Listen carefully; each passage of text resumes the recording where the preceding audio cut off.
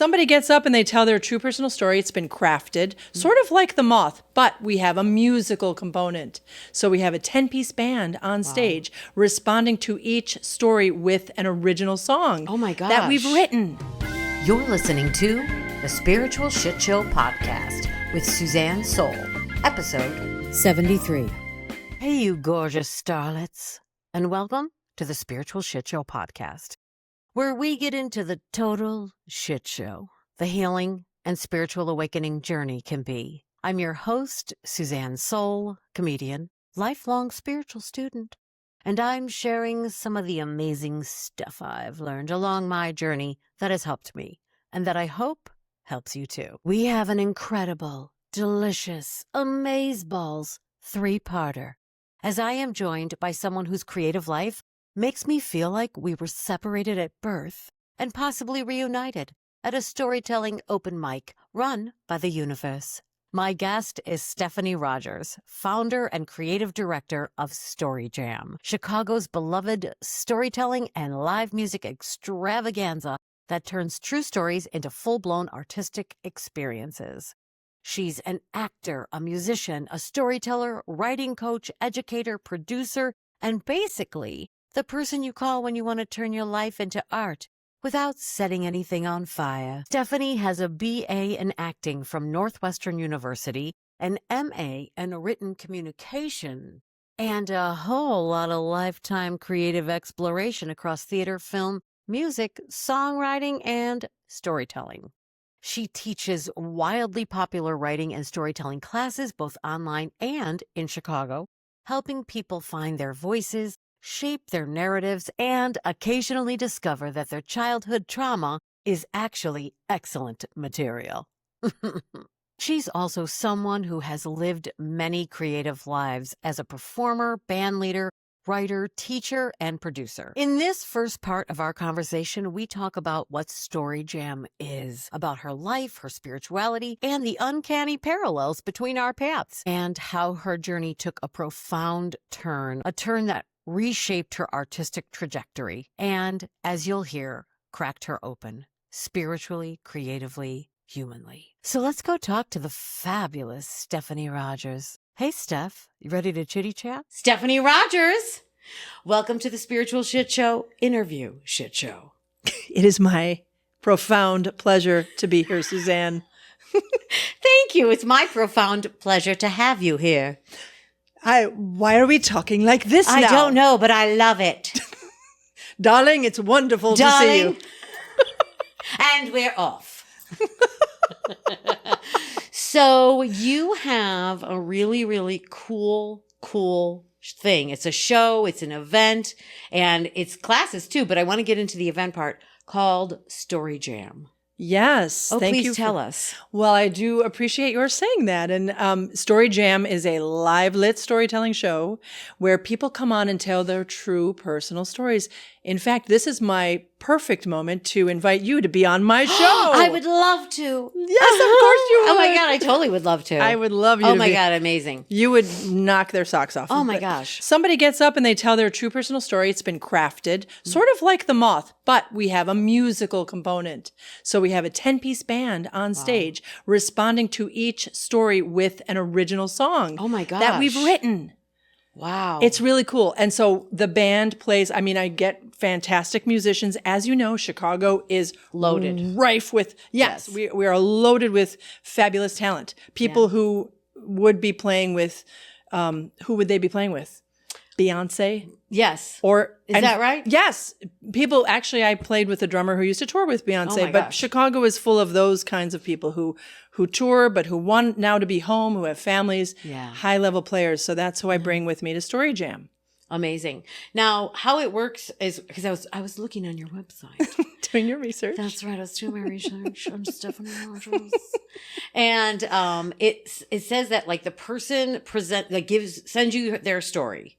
And then they actually tell their story. Is that right? That is exactly right. Well, what happens now is it's a new twist. Oh, okay. So we've evolved. It's been going on for about 11 years now.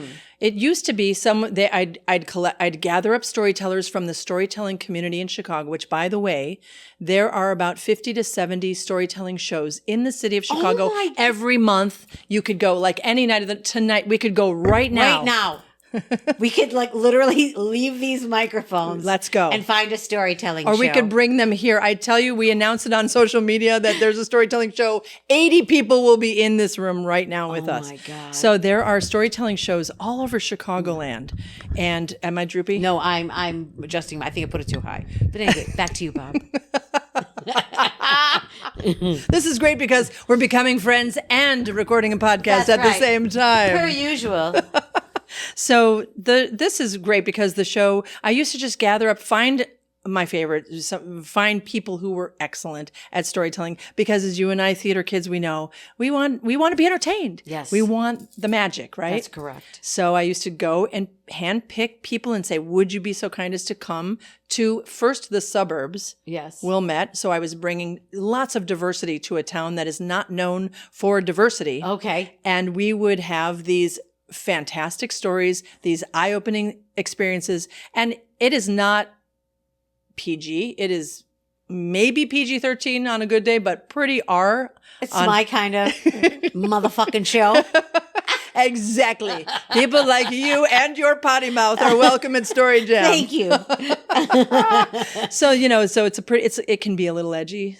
But anyway. Yeah. So we were doing that, and then I'd get the stories ahead of time. I would write a song, and I used to write all the songs for Story Jam, and that would be 7 stories, 7 songs per show, and it was almost monthly. That was too much, as you can well imagine. Yes. So then I started realizing, well, I can't do that often. Otherwise, I'll do nothing else. Like, Yes. I have to take a shower from time to time, Yes. Suzanne, for God's sake. I know how it is. I do know how it is. You do struggle. I know. We struggle when we are in our creative mode. That's right. We can get so myopic. Yes. So, right. So then I decided, well, I can't have that many shows. I'll do maybe 4 or 5 a year. Then, wait a minute. There are a lot of songwriters in Chicago. I'm not the only one. Right. It I don't turns have to write a song every time. Exactly. How about I call somebody else to do 1 or 2 of them? Oh my gosh. And then I was like, wait, I'll pick Sarah Marie Young is a Yes, good example. yes. She's so gifted and brilliant. Very gifted. And so why not call people who are far more talented than I am to do this? And I'll be the producer, and then I'll write a little something here and there, and I'll do a little song and dance here and there. But mostly let's spotlight the people who need to be spotlit. Right. So the system was you would choose someone who's actually a performer. Yes. So that you would know for sure. Well, basically. Yeah. And a comic or storyteller. And then you would get their story, and you would write a song out of their story. Yeah. And then you would perform, or anyone, different vocalists you have. Yes, different vocalists. You have several vocalists, several musicians. Pick one. Somebody would sing the song. Yeah. And then you were like, wait, why do I have to write all the songs? Exactly. Understood. Okay. See? And yes. See how smart I am? You're really smart. It took me a little longer than it would take the Listen. average person to figure it out, but I got there. I get it. I 100% get it. Yeah, because we're hyper independent women. Yeah, Which you is think sometimes- it's true. It's sometimes a little bit of a problem. Yeah, it is, because you're like, oh, wait a minute. I can call other people I know. to help? Yeah. And plus, I bet they love it. It's like to have that kind of a prompt to write a song is really, really cool. Well, I got lucky because talented people started showing up and saying, "Hey, this is cool. I want to do this," because those of us who sing in the event music world, private events, that can be not as creative sometimes as being able to produce something that you've created. Right. So that those people started showing up and saying, I want a part of this. Then I found Zoe. Zoe. Who's Zoe? She is a 20-something-year-old marvel. She makes up songs on the fly. So at Story Jam, we'll have a story and a song and a story song that's all been pre-created, prepared. Prepared. I just understood the etymology of that word. What Is do you to know? pair previously. Do you know that song, Prepare the Way of the Lord No. from Godspell? Oh my God, no. Oh, you never did Godspell? No, I never did Godspell. That I know Day by Day though. That's a phase. Day by day. Day by day. Day by day. Oh, dear Lord. Three things I I say, pray. Or say. No, it was pray. Or today, whatever, rhyme it with anything you want. So, that when I found Zoe Wise, her name is Zoe Wise. Zoe Wise. When I found Zoe Wise, Story Jam became a whole different Oh thing. my gosh, tell me how. Well, we still did story song, but now I have a story that we have not prepared anything for. We have Zoe up on stage with her guitar, and we say, Zoe, how about you write something right here now in front of a room of 240 people? Oh my gosh. It's so exciting because what's she gonna make, or is she going to freeze? What's going to happen? It's like, is this going to be a train wreck? It never is, but. So how it's the does that work? excitement. So someone presents a story to her on the spot, or what is her prompt for, okay, write a song right now? Well, I've already picked the storytellers, right? But Zoe doesn't know who they are. She knows nothing.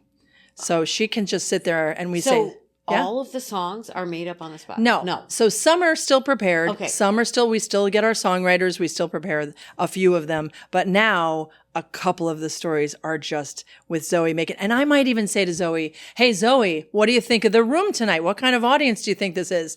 And she'll just make up a song about the audience right on the fly. And she's one of those. One of those. Yeah. Those are so cool. Those people Good are to know 'em. magical. I mean, they really are. Yes. Yes. So now You're one of those people, Suzanne. Oh my gosh! This is why I want you on my show. That's right. That's right. Just compliment me. I love how we keep referring I know. to I'll be like camera A, camera B, camera C, camera B. This is so fun. So now, how many times a year do you do the show? It's like whenever we feel like it. Okay.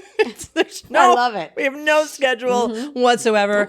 I would say it's a few times a year. And sometimes we do a little smaller version of Story Jam. It's called Story Serenade. Oh. And that's just improvised Oh songs. my God, how cool is that? Yeah. So I'm shaking it up. And then with my students, I teach at this beautiful theater in Glenview, Illinois called the Oil Lamp Theater. I teach storytelling. How and lovely. sometimes we do showcases with the students from the class. So and then I bring in an improvising musician. That may or may not be Zoe. It may be someone else like Chris Walls, someone from Old Town School of Folk Music. I have a couple other people in my back pocket. Amazing. Yeah. Now, Story Serenade, when they're just improvising, are they getting prompts on the spot, or have storytellers sent in stuff and you're like, okay, here's the story? No, the storyteller literally stands on stage and tells their story with the improvising musician on stage behind them taking notes. So trying to create chord progressions, melodies, and rhymes from a story that's happening in front of you with the audience right there seeing this whole thing play out. It's just so fun. That is so unique and so amazing. And neat. how did you come up with this idea to pair music and writing unique song for a story and the storytelling? How did that come to you? You know what? Oh, I mean, I grew up, I know this, I know I can tell you this. she said it was dropped from above. That's what for those who can't see, she pointed up. I did that. You're right. You can't hear this. Yeah, can you can't hear You the can't hear pointing. this. There's no hearing But I pointing. can narrate. I can be your I storyteller. wish I had a personal narrator throughout my entire life. And Wouldn't now that be she will be great? turning left. She didn't mean that. And now she will stop swearing in the car as she's driving in traffic in Chicago. The idea for Story Jam, honestly, I do feel like a lot of my life has been led, and it's just I'm sort of following the road. Someone's pushing the cart and I'm just sitting there enjoying the ride. And And what does that look like for you? What does that feel like when you feel like you're being led to something? What is it like you're feeling urged on, or an inspiration, or yeah? Do you know this guy named Bashar? He's a channeler. I do know Bashar. Okay, Bashar. Well, of course I do. I listen to all that stuff. Okay, this dude Bashar, he Yes. is an entity who's channeled through channeling. what's his name, Daryl Anka. Oh, that's his name, Right, I think that's his Yeah. real name, and I think he's like related to Paul Anka, which dates us a little bit if we know who that is. Don't take your love. Is that him? Keep going. Away from me. Oh yes, that's him. Breaking up is hard to do. Okay, so that's our music break. Now we're back. So this guy Bashar. Yeah. And at first I was like, sure, you're channeling an entity, Daryl Anka. Yeah. But then, Uh-oh. and I can go as woo as you can go. Like, I know Go all the way we've woo-woo. read all the books, Yeah. we've done all the Yes. things. But there's one thing that he says repeatedly, which is follow your heart. But what is what gives you the most excitement? You know, what is the passionate thing? What is the thing that's sparking that interest in you? And so I know that that's real. That is for real, because for example, being here with you right now, you know, I was at a brunch, and I know that I'm being pulled this way or that way. And the more you kind of go with the flow, the Yes. easier life becomes, Yes. right? The better Yes. life becomes, Yes. right? Yep. And I knew that when my mother said, you know, you should be a lawyer, you love to argue, and you're difficult. I think a lot of our parents say that about us. Exact same way. I knew when my mother said that, it was like, You should have been a lawyer. but that's not true, Right. because that was like, because for 5 minutes, as you have said on the podcast, you know, you listen to what people tell you. Sometimes you Yes. believe what Right. people tell you Right. falsely. About yourself. Well, about yourself. And I was told I could be a lawyer as an option.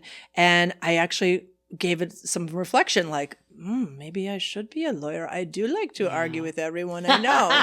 But that was the old me. Now it's the new me. And I'm into Bashar, the channeled entity from the heavens. And so, yeah, that's it. That's it. Like following your heart. And lucky us that we have the privilege to be able to do that. Oh, amen. And so how did you even get into listening and checking out that kind of stuff? Because, you know, we growing up, we're Gen X. Yeah. And we grew up in more of a homogenized version of spirituality where we have a religion, and not everybody does, but you know, if you're from the Chicago suburbs, you probably did. Yeah. And we went to church. Yes, we did, Suzanne. yeah. And, you know, for me, I moved to Los Angeles and lived there for a while, and I was always kind of a seeker. And did you feel that as well for yourself? Yes, I sure did. I Yeah. think you and I have parallel lives, actually. Yes. Totally. Yeah. So I was always a seeker. And in fact, in college, so I had a friend in my freshman year. I went to a boarding school in Connecticut. Ooh. I know I'm Fancy very, pants. well, you could see how fancy I am. mean, That's really. so obvious. But She didn't know it was going to be filmed. did she even brush her hair today? Not really. It's raining in Chicago. Give her a break. Give me a break. I've been standing in the rain. But no, I at this boarding school, it was great. It was a great opportunity. Kind of didn't have the best experience there, but I also had a great experience because I became a deadhead, a theater Yes. person. Yes. You know, I learned about things that were way beyond my suburban little corner of the world. And then in college, I met Julie Marino, and she was pretty much a witch, and she had a Ouija board. Did you God. ever have the friend with the Ouija board? Of course, we all did the Ouija board. Come on. In the 80s? In the 80s. Hello. I mean, who were you if you didn't have a Who friend? were you? Were you even a teenager if you weren't playing on a Ouija board in the 80s? So then, but Julie was actually legit psychic, and so everybody kind of wanted to hang with Julie because she was really like, that'd she be was cool. like the Buddha. She was so unique, and then that opened me up. Then I read messages from Michael and the Seth books. I don't know if you're Oh, familiar. yeah, I know that. The Seth. I know the about Seth. Yeah. and then it became more, and then by the time I transferred college and came back to Chicago, it was like, I'm full in the weird stuff. And then I did move to LA as well, but that was early 90s. Okay. Got weirder there, came back, became even weirder, stopped being weird for a little while because I married a normal guy. I married a normie, but thank God I married a normie, and I'm still married to him because like need the balance. It'd be weird. It'd be too much. It's too much if it's flying everywhere. Yeah. Yeah. All over the place. There would be no one, to like bring food into the home or something. Like no one would. Have you eaten in this month? Oh shit! I forgot. I was making this painting. Nobody would pay a bill. In fact, it's okay. Quick. Why are the lights out? Well, it happened. It happened. I assure you. Yeah. I assure you. Sure. Because as much as he is a normie, he doesn't like to pay bills. So when we were first married, he's like, "Here, you're gonna do the bills, and you'll like handle this, and we'll get a checkbook, and it'll be perfect." And I'm just like, dude, theater major. I can't. I am not helpful in this area. So I tried really hard. I tried to like be a balancing. I tried. It. And then, but that failed miserably. And so I handed it back to him in a fury. Like, you've got to do this. You're good at math. Come on. And he did it. And then lights out, no heat, everything. So that failed also miserably. So for the last, couple decades, I've been handling that, which is sort of hilarious. We do our best. We're trying. That's right. Thank God we don't have to use a ledger anymore, the checkbook thing. They just do it for us digitally now.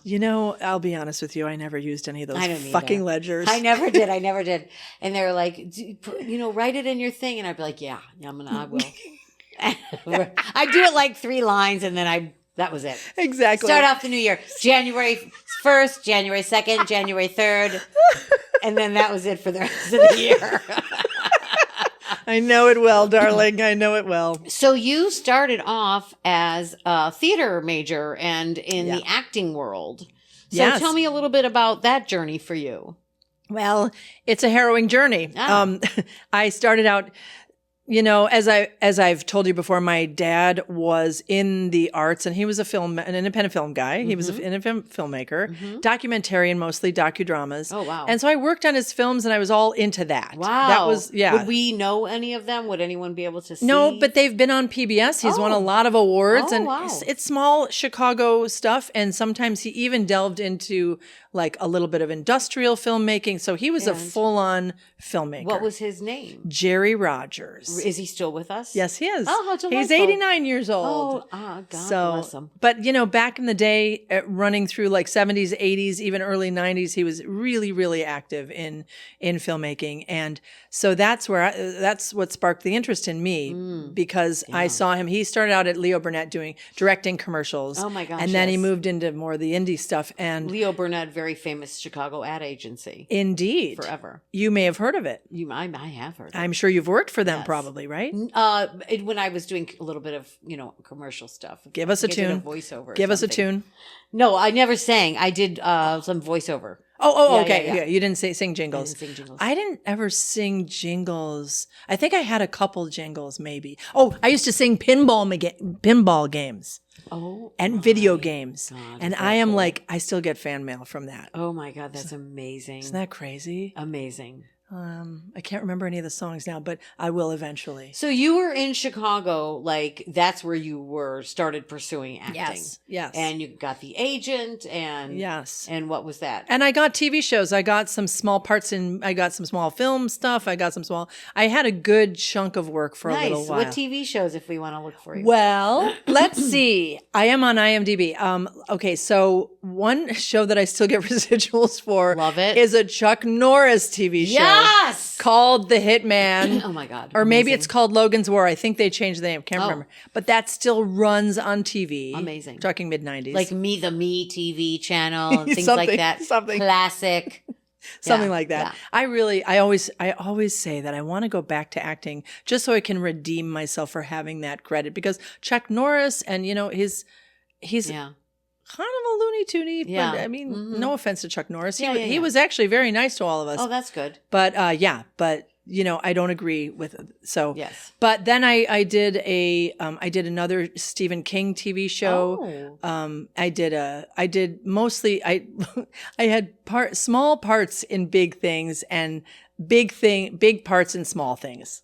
That's the way of the actor. Yeah. Yeah. And it was fun. And Yeah, you did yeah. that too. I know you were in that scene as well. Yeah. And did you do theater in Chicago as well? Or Yes. mostly? Okay. I did mostly on camera, but I did do some theater. Okay. I was involved with Interplay Theater for a while, which is now long gone, unfortunately, but they were in Pilsen and I loved working with them. I did several shows with them.